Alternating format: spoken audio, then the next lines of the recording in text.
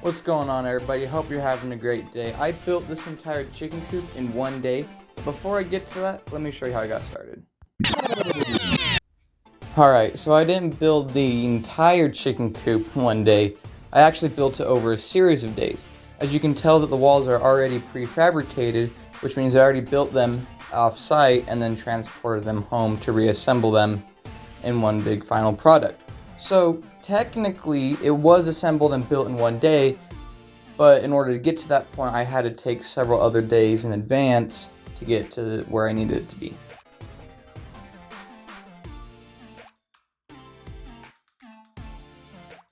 Now I know what some of you are thinking, why the heck are you eating screws?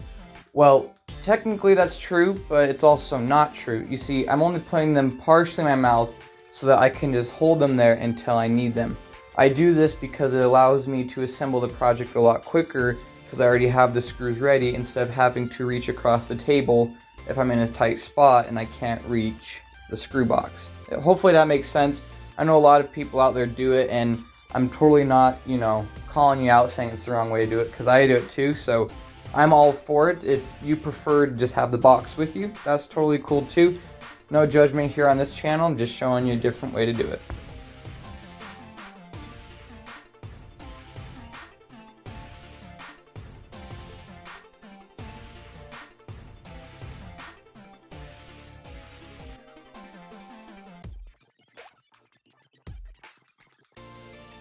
Alright, so you'll notice in a few seconds that I'm going to put the screws in the wood just partially. This is because I want to make sure that my board is lined up perfectly with the pre-existing lines so that when I sink those screws in, they hit right on the money.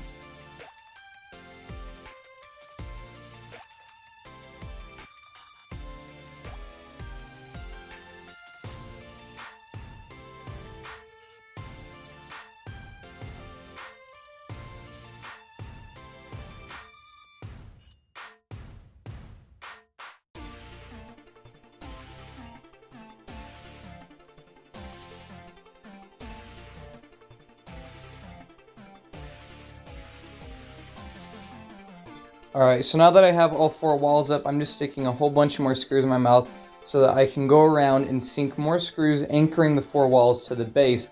That way if there's a windstorm or this thing gets bumped, they're not going to fall over because it's going to be built solid. Granted, these aren't structural screws. That is a whole different category for when you're framing a house. This is a chicken coop, so it's structural enough because I'm pretty sure that 6 flightless little birds won't rock this thing over. But hey, if that happens, somebody put that in the comments because I want to see that. Alright, so at this point in time, I'm ready to start assembling the coop boxes, okay? So the way that I've designed this chicken coop, it requires you to use two different type screws. You need to use a T25 and a T15. The T15 are smaller, and so I use those for anchoring the OSB for the walls, floor, and ceiling for all of the nesting boxes. That is why I went off camera. I had to go grab my T15 bit to switch them out because I did not have it on hand. So, lesson learned. When you are switching from one screw type to another, make sure you have it on hand. That way you don't have to leave, say out to your truck or whatever to go get the screw bit. You'll have it on hand and you won't have to go worry about getting it.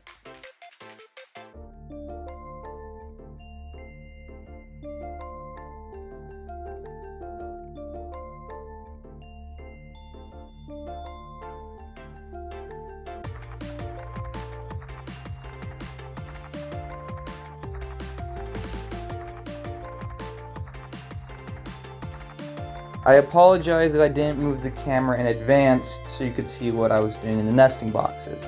What I've gone ahead is I've already anchored the floor to the nesting box floor joists.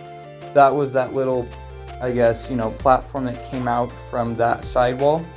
That anchors to the front, back, and right wall, so it has 3 points of contact to the walls to keep it structural. I've also gone ahead and put down the subfloor for the nesting boxes, and I put up the left and right walls as well. That is what the blocking is for. On the right side you can see I've turned those 2x4s on their side.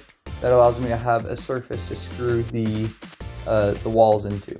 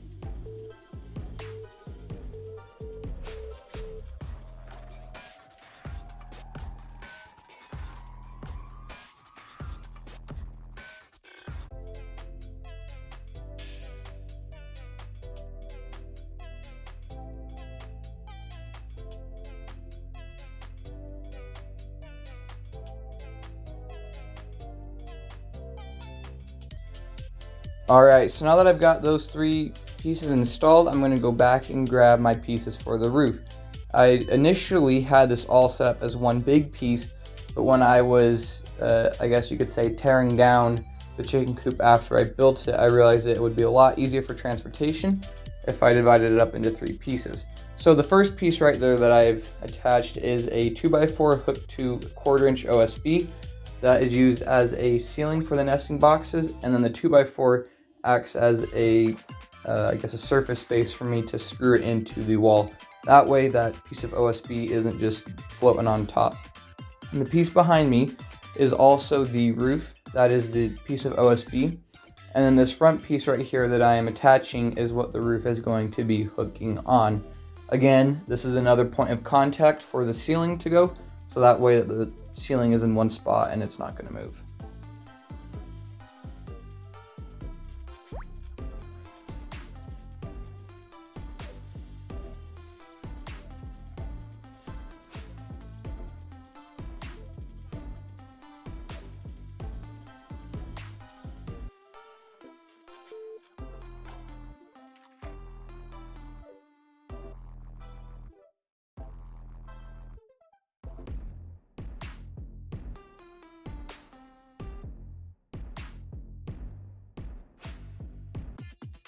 Alright, time for the roof. So what I've done to achieve the slope of the nesting box roof is I ended up cutting some scrap OSB into some 1" by 14" strips, and then I screwed all of those together to create like a little block, and then I screwed that to the previous 2x4 that I attached on the ceiling, and that way it was elevated, so when I attached the roof plate it was at a slope. That way, you know, no birds are going to fly up there, and that if anything does somehow find its way up there, it's not just going to sit, it will roll off.